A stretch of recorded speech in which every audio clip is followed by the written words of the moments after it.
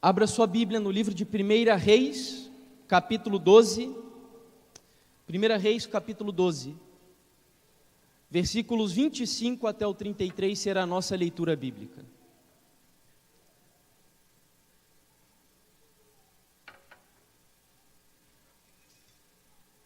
Primeira Reis, capítulo 12, versículos 25 ao 33.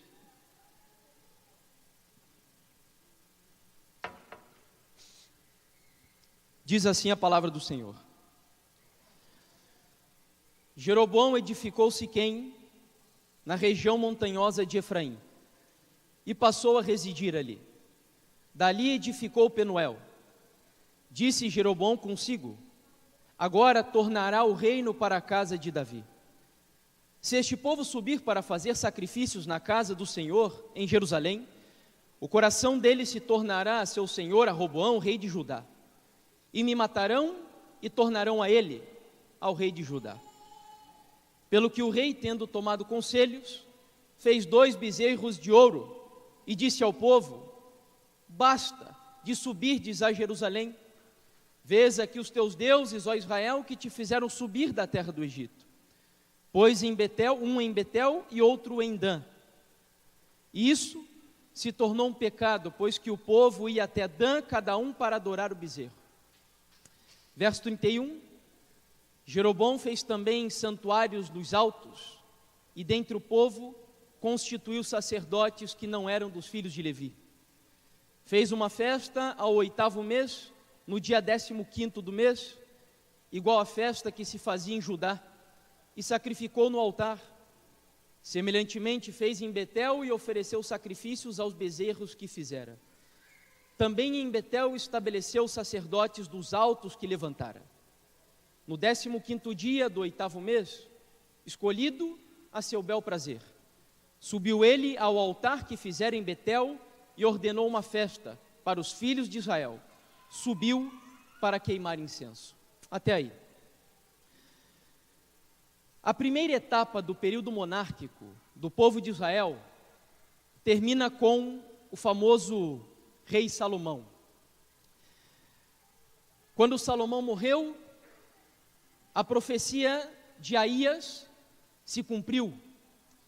O profeta Aías havia tomado uma vestimenta longa, rasgou essas vestes em 12 pedaços, representando as 12 tribos de Israel, e profetizou a Jeroboão e a Salomão de que o reino, até então unificado do povo de Deus, seria dividido. Aqui nós temos uma representação de como ficou a geografia do povo de Israel nesse momento.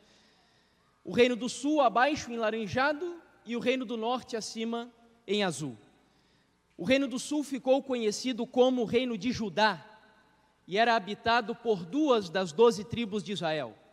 A capital era a cidade de Jerusalém e o rei, o filho de Salomão, chamado Roboão. O reino do norte, por sua vez, era conhecido como o reino de Israel, habitado por 10 tribos, cuja capital era a cidade de Samaria. E o rei se chamava, o primeiro rei, Jeroboão. Jeroboão era servo de Salomão, e como era um homem pio, um homem dedicado a Deus, foi escolhido pelo Senhor para liderar o reino do norte, o reino de Israel. Entretanto, com pouco tempo de reinado, Jeroboão começa a temer a perda do seu reino. Lembrando que nós tínhamos ali 2 capitais, o reino do sul, a capital era Jerusalém, o reino do norte, a capital era Samaria. Quando o povo de Deus se estabeleceu em Canaã, e Davi conquistou a cidade de Jerusalém, o desejo de Davi era edificar em Jerusalém o templo do Senhor. E antes mesmo da monarquia se tornar uma realidade dentro da economia hebreia, o Senhor havia feito uma profecia, ou melhor, uma ordenança. Esta se encontra no livro de Deuteronômio, capítulo 12, versos 13 até o 14. Muita atenção aqui na passagem. Guarda-te, não ofereças os teus holocaustos em todo lugar que vires, mas no lugar que o Senhor escolher, numa das tuas tribos, ali oferecerás os teus holocaustos, e ali farás tudo o que te ordeno. Diferentemente daqueles 40 anos, nos quais o povo de Deus peregrinou na terra do Egito, peregrinou no deserto, agora o Senhor havia escolhido uma cidade onde o seu culto seria centralizado. Eles não deveriam mais armar e desarmar o tabernáculo, como durante a peregrinação.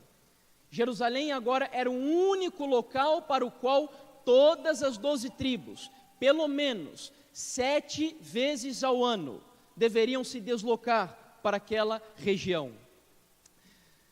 Jeroboão, quando o reino de Israel foi dividido, temendo que nessa peregrinação de Samaria até Jerusalém, ele perdesse o número dos seus súditos, houvesse uma baixa no número daqueles sobre os quais ele governava, Jeroboão começou a temer que com a ida do povo para o reino do sul, para Jerusalém, ele perdesse o número daqueles que ele liderava, e então Jeroboão dá uma ideia, uma triste ideia: a edificação de um culto paralelo ao culto de Jerusalém. A história que nós acabamos de ler diz que Jeroboão estrategicamente ordenou a construção de um altar em Betel e um altar em Dan. Por que eu digo estrategicamente? Porque Betel era o local onde Deus havia se manifestado para Jacó, e com isso Jeroboão queria dar uma aparência de santidade para o seu novo culto. Dan era uma cidade onde o tabernáculo já havia sido edificada, e também com isso, subliminarmente, Jeroboão queria dar a entender que Deus aprovaria esse culto paralelo.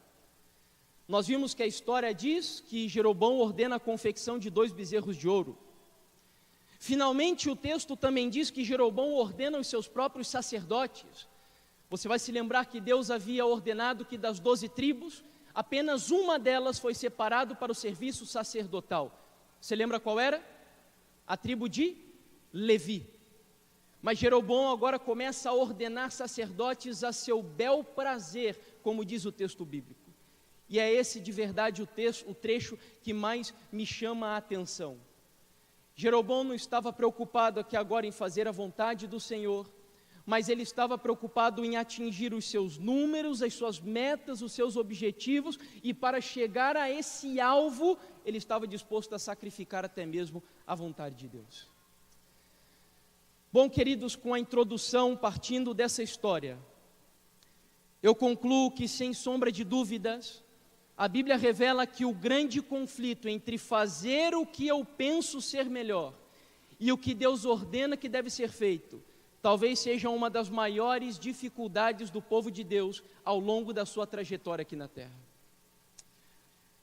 Eu vou citar aqui rapidamente 3 histórias que elas derrubam completamente o argumento da estética, o argumento da maioria e o argumento da modernidade. Nós poderíamos aqui irmos para a primeira história de um conflito dessa natureza no planeta Terra, que é o grande conflito entre Caim e Abel. Nós temos um culto ordenado por Deus e um culto que não foi ordenado por Deus. Os dois eram adoradores, mas um era verdadeiro e o outro era falso. Se nós analisamos o argumento da estética, que nós utilizamos muitas vezes para justificar certos métodos de evangelismo e de crescimento da igreja, nós temos um problema com a história de Caim e Abel. Porque esteticamente, qual dos 2 altares vocês acham que era mais bonito? O altar de Caim ou o altar de Abel? O altar de Caim. Era um altar cheio de frutos, um altar cheio de cores, mas a estética não era naquele momento o argumento que deveria superar a ética, a moral estabelecida por Deus na sua palavra. A segunda experiência que eu cito aqui é a experiência do povo de Deus usando o argumento da maioria, mas a maioria está fazendo assim, e a maioria fazendo assim está dando certo. Eu me refiro ao momento em que o último juiz da história do povo de Deus no Antigo Testamento, Samuel, estava chegando próximo de morrer. E o povo agora sugere um rei, usando o seguinte argumento: todas as outras nações têm um rei, nós também queremos. Mas essa, mais uma vez, não era a vontade de Deus. E por último eu cito o argumento da modernidade. Deus havia ordenado que a Arca da Aliança deveria ser transportada através de duas travessas que traspassavam as argolas que estavam na extremidade direita e na extremidade esquerda da arca. A arca era tão santa que nem mesmo os levitas podiam tocar nela. Eles a transportavam usando travessas. E Davi teve talvez uma ideia mais moderna, uma ideia que era mais comum naquela época. Vamos pegar essa arca e vamos colocá-la sobre um carro transportado por bois e vacas. Mas você conhece a sequência da história. O argumento da modernidade gerou um problema tão grande que a arca cambaleou. Quando ela estava para cair, um homem chamado Uzá tentou amparar a arca e naquele momento ele foi fulminado imediatamente pela ira de Deus. Portanto, voltando ao que eu dizia, nós temos um conflito dentro da experiência bíblica entre fazer aquilo que Deus diz que deve ser feito e fazer aquilo que eu penso ser o melhor. Dando um salto gigante para o mundo contemporâneo, mais especificamente no final do século XIX, surge nos Estados Unidos um novo paradigma filosófico chamado pragmatismo. É mais um dos vários ismos que existem aí no mundo afora.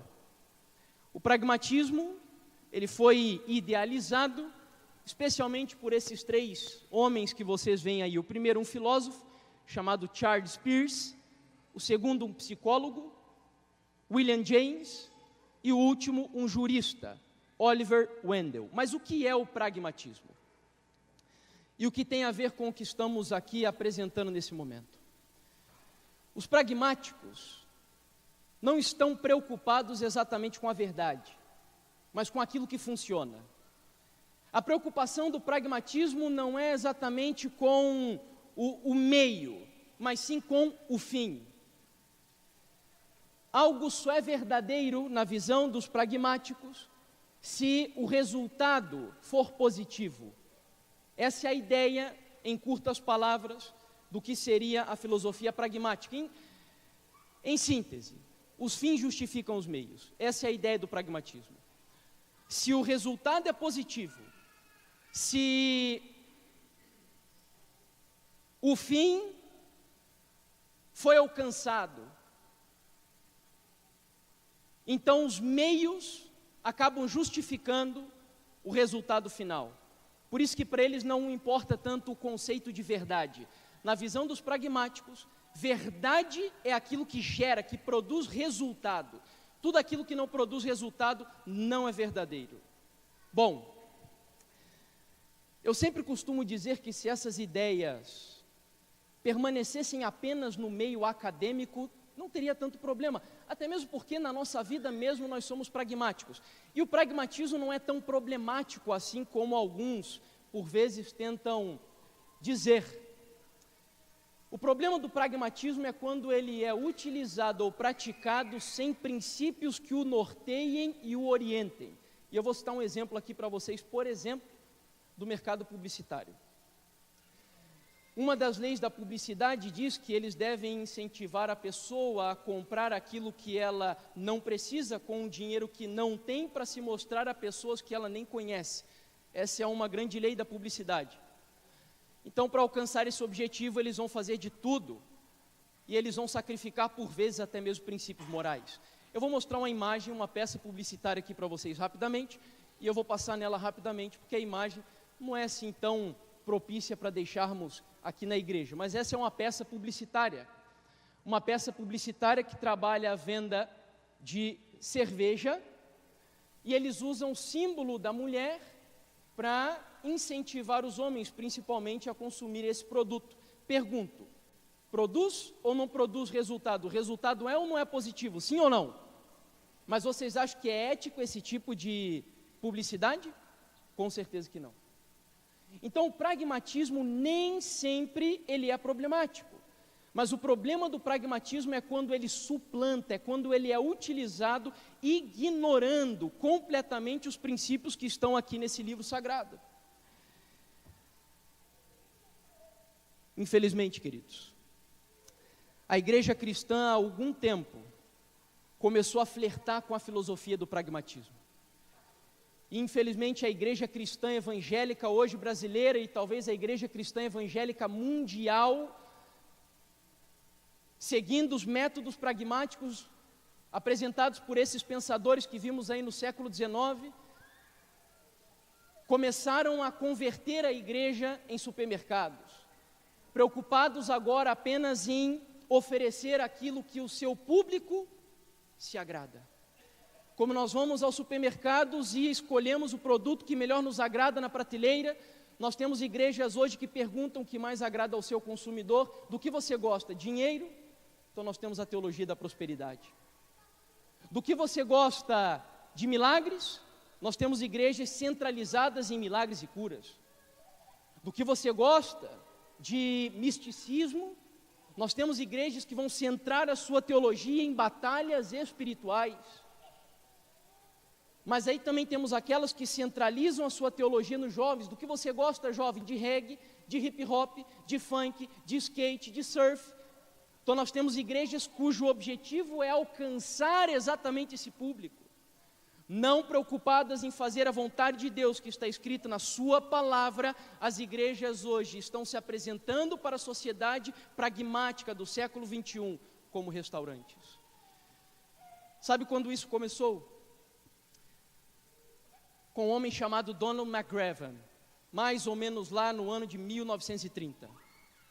Donald McGavran, um norte-americano, ele era filho de missionários e ele também teve a oportunidade de fazer missões transculturais lá na Índia. Ele começou a observar que os métodos de pregação lá na Índia não estavam gerando resultados. Ele ficou vários anos lá naquele local e ele conseguiu plantar pouquíssimas igrejas naquela região. Donald McGavran então volta para os Estados Unidos e ele decide fundar naquela região de Oregon um instituto de crescimento de igreja. E o objetivo dele era estudar os melhores métodos que deveriam ser aplicados para crescimento de igreja. Os métodos que não fossem bons seriam descartados.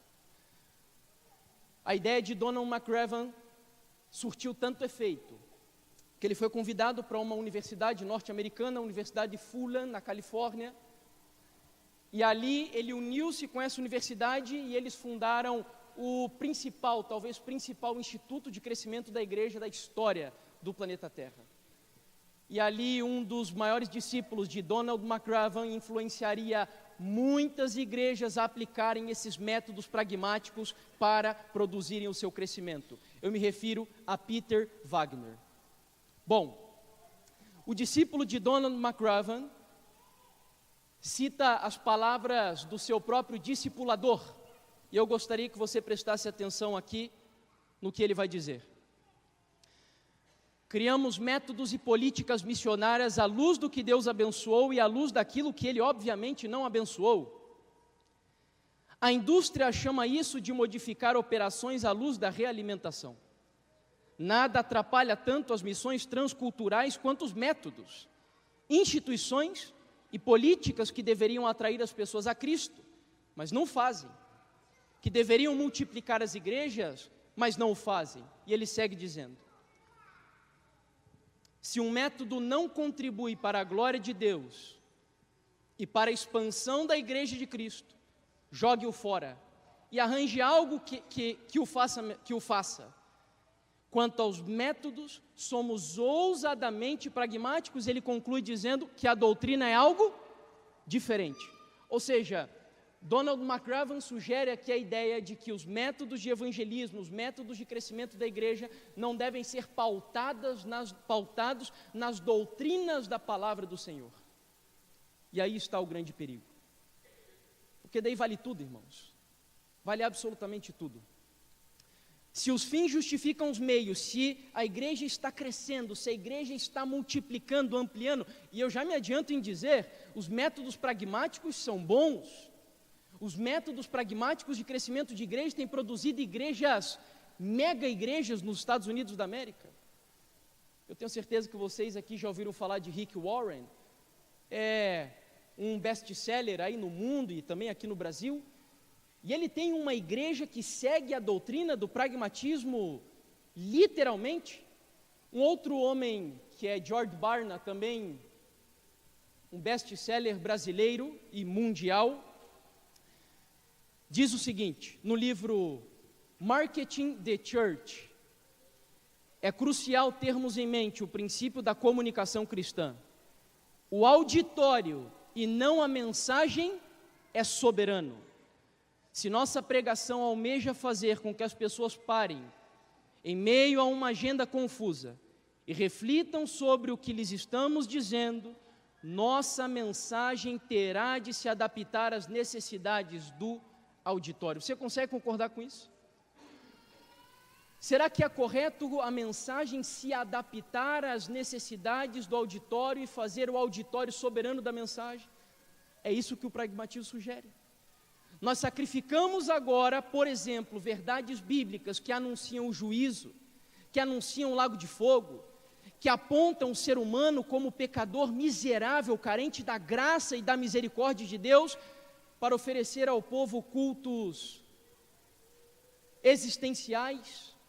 Isso é um perigo, irmãos, está invadindo a igreja evangélica brasileira, e eu preciso ser muito claro aqui, eu estou pregando hoje aqui nessa manhã, é possível que nós tenhamos visita de várias igrejas, e eu prego para todos vocês que pertencem a qualquer outra denominação protestante que possa existir aqui no Brasil. Você, como batista, deve ser um defensor da teologia bíblica. Você, como um assembleiano, deve ser defensor da teologia bíblica. Se você, meu irmão, vem da congregação cristã, você deve ser um defensor da verdadeira teologia bíblica.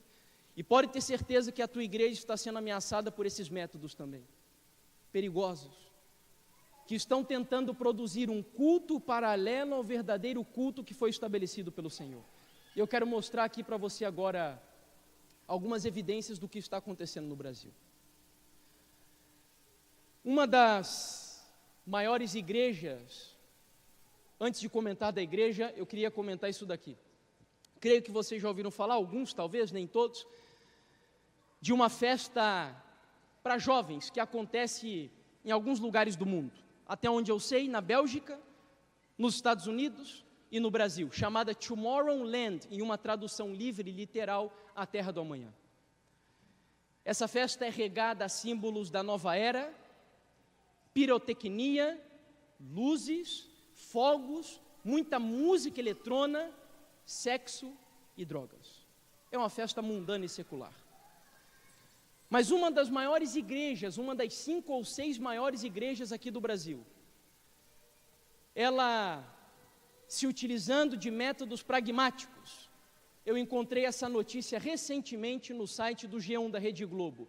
Tomorrow Crente espera reunir mais de 700 jovens em igreja evangélica do Macapá.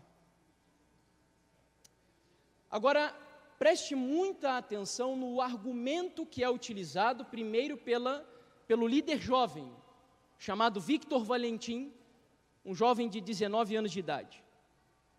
A proposta do culto temático é mostrar que ser cristão é legal. A pergunta é, o que é ser legal? Sem um padrão bíblico do que é ser legal. E não aquele estereótipo chato como muitos comentam. Nós podemos dançar, pular e cantar, somos também divertidos e felizes, como qualquer outro jovem. O pastor agora da igreja, chamado Valdecir Vaz, diz o seguinte: esperamos que nesse culto do Tomorrow Crente, um número bem maior do que o normal, esperamos nesse culto um número bem maior do que o normal. Trabalhamos com DJs, música, teatro, dança, efeitos de som, iluminação e fumaça. Tudo que a garotada gosta. A produção é para um culto muito mais dinâmico e agradável, mas sempre com ênfase na verdade bíblica. Será que é isso que Deus quer? Sabe, eu vejo os argumentos utilizados por esse líder jovem, por esse pastor, e eu fico me perguntando, será que a única diferença entre um jovem cristão para um jovem mundano é que ele diz que crê em Jesus e o outro não crê?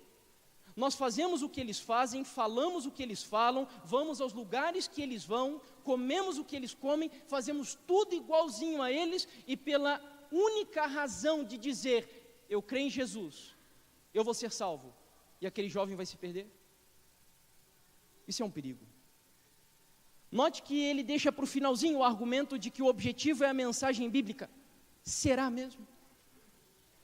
Eu quase vejo esse pastor utilizando uma brincadeira que um dia até fizeram dos novos celulares, smartphones. Fazem tantas coisas esses smartphones que a pessoa diz que eles até servem para fazer ligação também. E eu vejo mais ou menos aqui o que esse pastor está fazendo. Na verdade, o objetivo dele é que o culto seja, entre aspas, usando a linguagem do smartphone, um computador. Mas no finalzinho ali ele também serve para ligar. Isso é um problema. A questão é que essas técnicas elas foram importadas daquele local que os adventistas sabem muito bem, os meus irmãos de fé, que a Bíblia aponta como sendo a besta que sobe da terra, e a imagem da besta no livro de Apocalipse. Segundo a Bíblia, nos Estados Unidos da América, o protestantismo apostatado seria responsável por influenciar todo o protestantismo no mundo para desobedecer às orientações de Deus, culminando principalmente com uma lei que você sabe qual é, que será decretada e finalmente obrigará todas as pessoas a obedecerem a Deus, obedecerem aos ditames do homem, sem terem liberdade para fazer a vontade de Deus. E esse país já está agindo, e os escritores desse país já estão atuando, e as ideias deles estão influenciando a igreja evangélica ao redor do mundo inteiro, principalmente aqui no Brasil.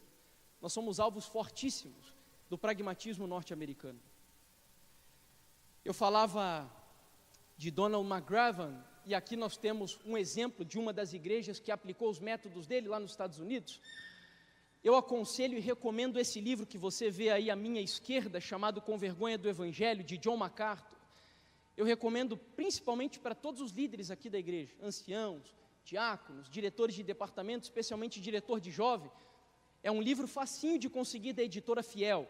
Não é uma editora adventista, mas julgai tudo e retende o que é bom. E olha como ele vai descrever um dos cultos praticado em uma dessas igrejas pragmáticas dos Estados Unidos. Ele diz assim: uma grande igreja do sudoeste dos Estados Unidos acaba de instalar um sistema de efeitos especiais que custou $500.000, capaz de produzir fumaça, fogo, faíscas e luzes de lazer no auditório. A igreja enviou alguns dos seus membros para estudar ao vivo os efeitos especiais de Bally's Cassino, em Las Vegas. Olha que interessante. O objetivo de alcançar resultado é tanto que agora os missiólogos buscam o exemplo de locais como um cassino, e não a vontade do Senhor na sua santa palavra. E ele termina dizendo: o pastor terminou um dos cultos sendo elevado ao céu por meio de fios invisíveis que o tiraram da vista do auditório, enquanto o coral e a orquestra adicionavam um toque musical à fumaça, ao fogo e ao jogo de luzes. Qual era a ideia aqui? Simular um arrebatamento secreto. Eu fico me perguntando por que isso tudo, o que está faltando na igreja, o que está faltando para o cristão, que nós estamos tendo ciúmes daquilo que é feito no mundo. Eles deveriam ter ciúmes de nós como cristãos, eles deveriam copiar as nossas famílias, o nosso estilo de vida, mas está acontecendo o inverso. Nós estamos copiando o que eles fazem, e eles hoje caçoam de nós. O que está faltando para nós, e no final eu vou dizer a vocês qual será o segredo da reversão desse que é um grande problema da igreja evangélica brasileira. Antes que nós, queridos, e preste muita atenção no que eu vou dizer, antes que nós soframos o que está acontecendo nos Estados Unidos e na Europa, o cristianismo lá está morrendo, está sendo substituído pelo ateísmo e pelo islamismo. E antes que isso aconteça aqui no Brasil, em nome de Jesus, chegou a hora de nós vivermos um cristianismo sério, amém? Deus espera isso de nós. Há não muito tempo atrás, um amigo meu, lá de Brasília, ele é de uma das igrejas mais tradicionais lá da região adventista, e ele me enviou uma matéria, ele sabia que eu vinha estudando esses temas, e ele me enviou uma matéria da revista Veja, do dia 2 de agosto, e é uma outra igreja muito tradicional também aqui no Brasil, bastante grande, e o título da matéria era A Igreja da Porrada. e eles entrevistavam um pastor da igreja, Pedro Pedroso. E aí eles fizeram uma pergunta para o pastor aqui: por que ensinar o MMA dentro da igreja? Essa era a ideia deles, para atrair os jovens. E ele, olha a justificativa, vejam os perigos aqui norteando a igreja. Deus tocou o meu coração e me disse. Você consegue perceber o subjetivismo dessa frase? Deus tocou o meu coração, mas o meu coração, embora seja de carne, e embora seja o mesmo coração do meu irmão que está sentado aqui à frente, o meu coração foi influenciado pela educação e a sociedade sobre a qual eu vivi. Portanto, o meu coração pode decidir coisas diferentes do coração do meu irmão aqui. Mas a Bíblia finalmente diz, por exemplo, que Davi, depois de se arrepender dos seus pecados, era um homem segundo o coração de quem? De Deus. Porque o coração de Deus não falha, o coração de Deus é reto. E o desejo de Deus, quando nós vamos estabelecer técnicas para crescimento de igreja, não é que eu siga o meu coração, mas é em nome de Jesus seguir o coração de Deus. E esse pastor começa aqui dizendo: Deus tocou o meu coração e me disse. Através desse esporte, os jovens vão entrar na igreja e aprender o que Deus pode ser na vida deles. O MMA não é pecado, como muitos dizem, pelo fato de um bater no outro. Deus me falou isso. E a minha pergunta é: onde Deus falou para esse pastor que o MMA não é pecado? No coração dele? Ou existem princípios na palavra do Senhor que orientam claramente esse tipo de coisas?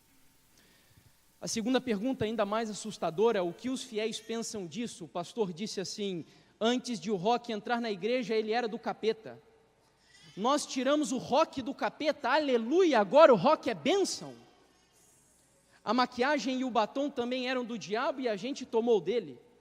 Agora é a vez do MMA. Há quem diga: isso não é coisa de Deus. É coisa de Deus sim.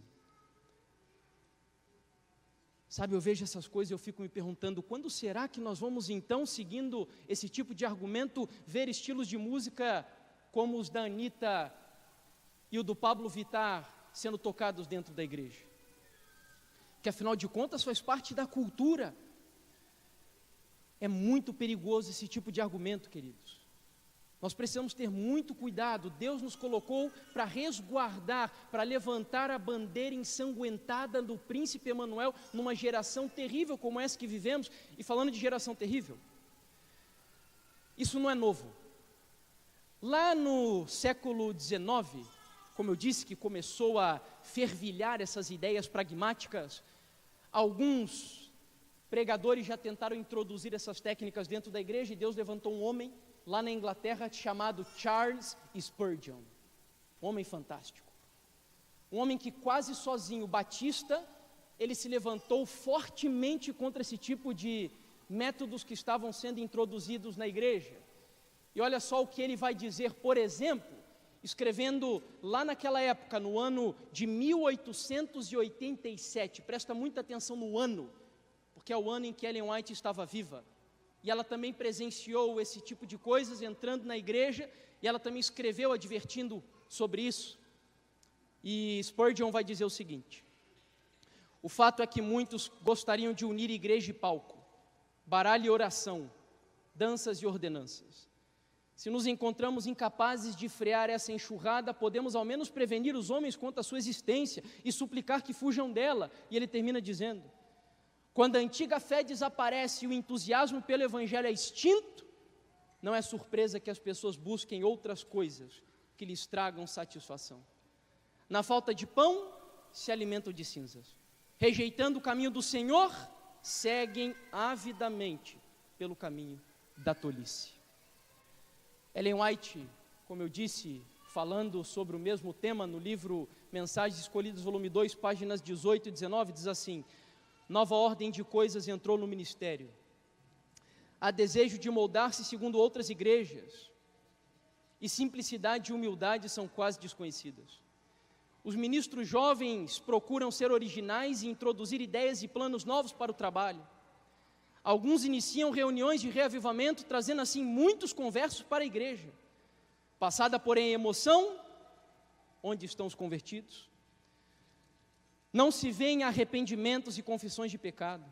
O pecador é instado a crer em Cristo e aceitá-lo sem consideração quanto à sua vida passada de pecado e rebelião.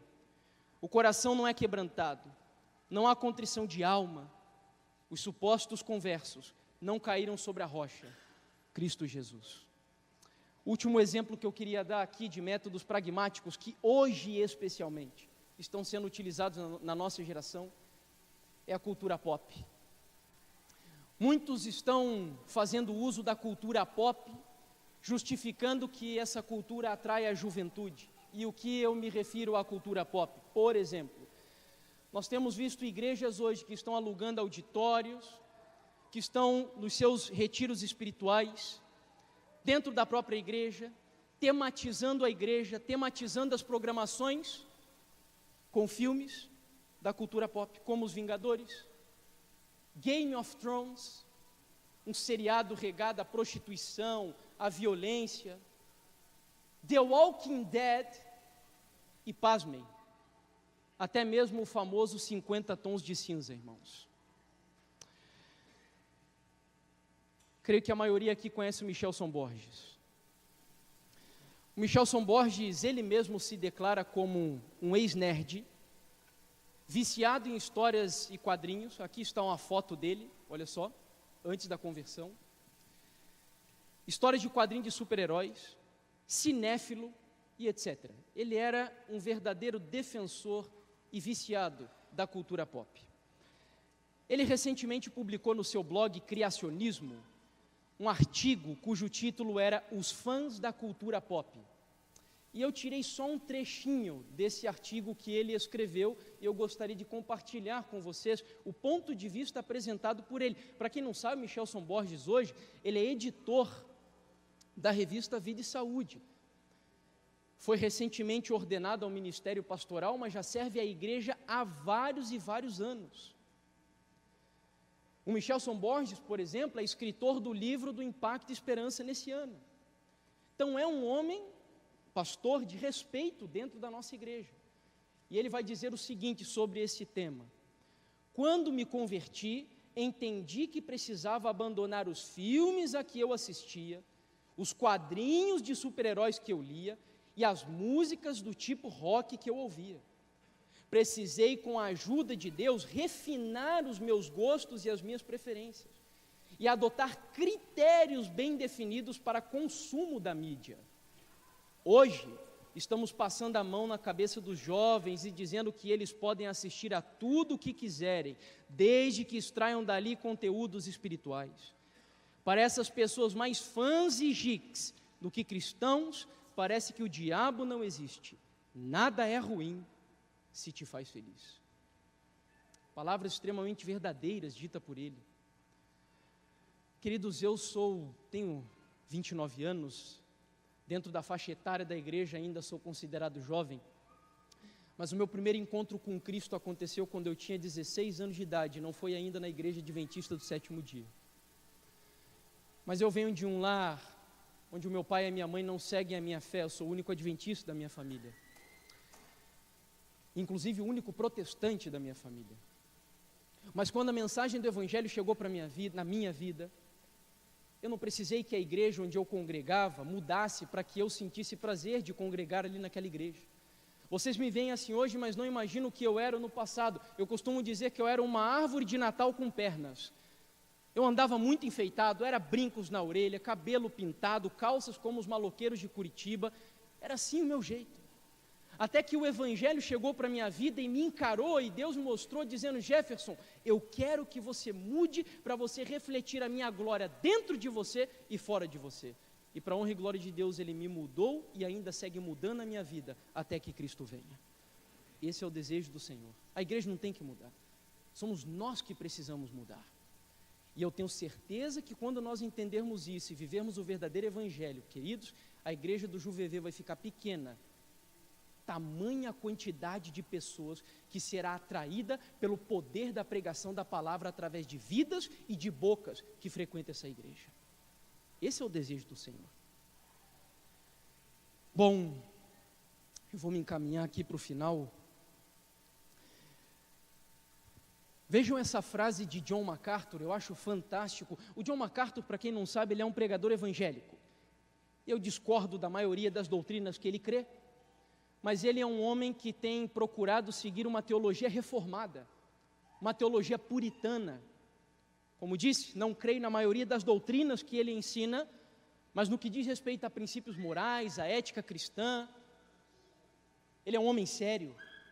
E olha o que ele vai dizer aqui, nesse parágrafo: a igreja não é um clube à busca de novos sócios, não é o barzinho do bairro onde a vizinhança se reúne, não é um grêmio estudantil à procura de calouros, não é um centro comunitário onde se realizam as festas, não é um clube de campo para as massas, não é um comitê eleitoral onde os problemas da comunidade são discutidos, não é uma corte judicial para corrigir as injustiças sociais, não é um fórum aberto ou uma convenção política ou até mesmo uma cruzada evangelística. A igreja não é isso. A igreja é, em nome de Jesus, a casa do soberano de todo o universo. Amém? Isso é a igreja. E nós estamos esquecendo disso. Sabe, acho maravilhoso porque algumas pessoas diziam, né? Agora ele faleceu, que um dos maiores sociólogos dessa época é Zygmunt Bauman. Mas o maior sociólogo do mundo é Deus. E há mais de 1900 anos atrás, ele mostrou qual seria a mensagem mais necessária para uma geração pragmática e laodiceana como a nossa. E a mensagem do Senhor para esta geração diz assim: temei a Deus e dai-lhe o quê? Glória, porque chegou a hora do seu. E por que Deus deu essa mensagem para essa época? Exatamente porque Ele não está sendo temido, obedecido, glorificado e adorado. Deus quer que a gente volte ao cristianismo genuíno e verdadeiro. Eu queria dar uma sugestão para você, quem sabe hoje, um sábado à tarde, para você ver que eu não sou contra assistir filmes, não é esse o problema. Eu queria dar uma sugestão: assista um filme chamado A Jornada. A Jornada. Eu não sei quantos aqui já viram, ou se é que já assistiram. É um filme cristão. E ele é muito interessante porque ele foi uma tentativa da indústria cinematográfica cristã de reproduzir a mensagem que eu acabei de pregar aqui para vocês nessa manhã. Ele conta a história de um homem, e é muito interessante mesmo porque até existem elementos ali que eu creio que fazem alusão à nossa fé adventista. Na própria máquina do tempo, eu não vou dar aqui spoilers para vocês, mas preste muita atenção na data da máquina do tempo que aparece no finalzinho do filme, para quem for assistir hoje à tarde. Eu sugiro que você assista, e você vai entender um pouquinho melhor, talvez, a mensagem que eu acabei de compartilhar. Qual é o problema e qual é a solução? Porque o nosso assunto era sobre crescimento de igreja, e como a igreja vai crescer? Interessantemente, e quase que em palavras proféticas, o pastor Milton, ao vir aqui à frente, ele disse qual é o segredo, o único segredo da igreja crescer verdadeiramente: oração, pregação genuína da palavra de Deus e o nosso testemunho de vida aí fora. Não adianta inventar, irmãos. Se nós formos inventar técnicas e métodos e etc., nós vamos ter que ser muito criativos, porque isso é igual chiclete: você masca, chega a hora, perde o sabor, você joga fora. Mas a palavra de Deus não, porque a palavra de Deus se renova todos os dias. Jesus disse: santifica-os na verdade, porque a tua palavra é a verdade. Irmãos, essa é sem dúvidas a maior necessidade da igreja hoje, por incrível que pareça, conhecimento da palavra de Deus. E aí você deve estar se perguntando, né? Mas irmão Jefferson, que dado você usa para justificar a sua teoria de que a maior necessidade da igreja hoje é o estudo da palavra? O Instituto Barna dos Estados Unidos da América fez uma pesquisa recente com cristãos e ao fim da pesquisa eles chegaram à conclusão de que os cristãos são cada vez mais influenciados por ideias não bíblicas. E olha só os dados ali, lá em cima primeiro. 61% dos cristãos entrevistados concordam com ideias da nova era, como se nova era e Bíblia pudessem se unir. 54% repetem conceitos pós-modernos como relativismo, pluralismo, pragmatismo, sincretismo, ecumenismo e etc. 36% aceitam ideias associadas ao marxismo e, infelizmente, hoje nós temos muitos cristãos adeptos da famosa teologia da libertação, que é uma teologia que segue a doutrina social da igreja, aderindo exatamente à filosofia marxista. 29% creem em ideias baseadas no secularismo. Apenas 17% dos cristãos mostraram ter uma cosmovisão bíblica sobre a vida. Pouquíssimos. E o que mais assusta, ali no quadrinho em branco, o estudo ainda mostrou que os mais jovens, é o futuro da nossa igreja, da igreja cristã, não apenas da igreja adventista, mas o estudo mostrou que os mais jovens com menos de 25 anos são 8 vezes mais propensos a concordar com essas ideias do que os seus pais. Ou seja, a igreja cristã está ameaçada. Essa é a última frase que eu leio do pastor Augusto Nicodemos, um pastor presbiteriano, com quem também eu discordo na maioria das doutrinas, mas é um pastor também que busca fazer uma teologia conservadora, séria. Ele diz assim: há muito show, muita música, muito louvor, mas pouco ensino bíblico. Nunca os evangélicos cantaram tanto e nunca foram tão analfabetos de Bíblia. Nunca houve tantos animadores de auditório e tão poucos pregadores da palavra de Deus. Quando o Espírito de Deus está agindo de fato, Ele desperta o povo de Deus para a palavra. Com isso eu concordo 100% com ele.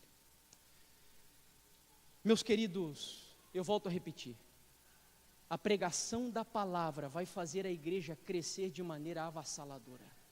Avassaladora. Eu não estou aqui defendendo um outro extremo, porque tem um pastor evangélico chamado Hernandes Dias Lopes, também presbiteriano. Ele diz assim, que tem 2 problemas contra os quais nós precisamos ter cuidado no que diz respeito ao crescimento da igreja. O primeiro deles é a numerolatria. Foi o que eu acabei de mostrar aqui para vocês, é a idolatração dos números. Ou seja, a única coisa que norteia o teu trabalho missionário são os números. Se o objetivo final é alcançado, não importa os métodos. Mas eu também não estou aqui incentivando o outro extremo, que é a numerofobia. Eu vivi durante quase 10 anos em um movimento dissidente da igreja adventista. Eu vou contar, quem sabe, a história numa outra oportunidade para vocês. E foi ali que eu conheci o adventismo, com 16 anos de idade. E esse movimento não crescia, esse movimento não avançava, esse movimento não conseguia batizar pessoas, não conseguia multiplicar, ao contrário, ele só se dividia. E nós usávamos um argumento de autoconsolo, dizendo que a verdade é para poucos. Nem sempre assim. Porque quando a Bíblia diz que Pedro, cheio do poder do Espírito Santo, pregou o seu primeiro sermão no dia de Pentecostes, quantas pessoas se converteram naquele dia? 3.000 pessoas.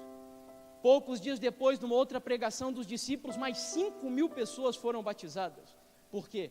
Porque estavam pregando a palavra, mas com um segredo: cheios do Espírito Santo. Eu não estou aqui defendendo uma teologia morta. Teologia morta, igrejas formalistas, igrejas cerimoniais também matam a igreja, assim como o liberalismo mata a igreja. A igreja não precisa ser um sepulcro, não precisa ter um culto como um cemitério. Se os púlpitos pegarem fogo, queridos, dentro da igreja, a igreja pegará fogo também. Era assim que funcionava com Jesus. Você vai se lembrar que quando Jesus ressuscitou e ele caminhava rumo a Emaús, pregando o evangelho para aqueles 2 homens sinceros que o acompanhavam, depois que Jesus se assentou com eles dentro de casa, ceou com aquele homem e se retirou, eles disseram: acaso quando ele falava as palavras, a sua mensagem não ardia dentro do nosso coração? Esses homens sentiram que é o fogo do evangelho ardendo dentro da sua vida, porque aquele que pregava estava ardendo também pelo fogo da mensagem que apresentava. Existe um homem chamado George Whitefield. Ele viveu no século XVIII, a época do início dos grandes reavivamentos religiosos na igreja protestante. George Whitefield nasceu na Inglaterra, e esse homem, irmãos, fez uma obra tremenda. Para você ter uma ideia, George Whitefield era conhecido como o príncipe dos pregadores ao ar livre. Esse homem reunia cerca de 10 mil, 20 mil, 30 mil, até 80 mil pessoas para ouvirem a mensagem dele. Esse homem pregava com tanto poder e tanta convicção a sua mensagem, que dizem os seus biógrafos, que o patrono dos agnósticos, chamado David Hume, um deísta, certa vez o viram correndo nas ruas de Londres e gritaram do outro lado perguntando o seguinte: David Hume, o que você está fazendo correndo assim? E ele disse o seguinte: eu estou indo ver George Whitefield pregar. E do outro lado o homem gritou a ele dizendo: mas você não acredita no que ele prega? E David Hume disse: eu não acredito, mas ele crê no que prega. Esse homem pregava com tanto poder e tanta intensidade que não foram poucas as pessoas que se convertiam. Tem uma história que diz que ele estava pregando na Escócia. Haviam 100 mil pessoas assistindo o seu sermão e no momento do apelo, 10 mil aceitaram a Jesus Cristo como Salvador da sua vida. Com um adicional, George Whitefield, dizem os seus biógrafos, que ele sofria de asma. Mas quando esse homem pregava com o poder do Espírito Santo, a sua voz podia ser escutada até 1 quilômetro de distância do local onde ele estava pregando. É fantástica a história dele. E por que ele teve tanto êxito? Porque ele foi fiel à pregação da palavra do Senhor. O meu desejo, a minha oração nessa manhã, é que a igreja do JuVV, que a nossa igreja é a igreja adventista, que os líderes que foram escolhidos para guiar a igreja nesse ano, que você que está nos visitando de outra igreja, que em nome do Senhor Jesus, no ano de 2018, Deus use a nossa vida para chacoalhar essa nação com o poder genuíno e verdadeiro da pregação da santa palavra de Deus. Amém? Que Deus seja louvado.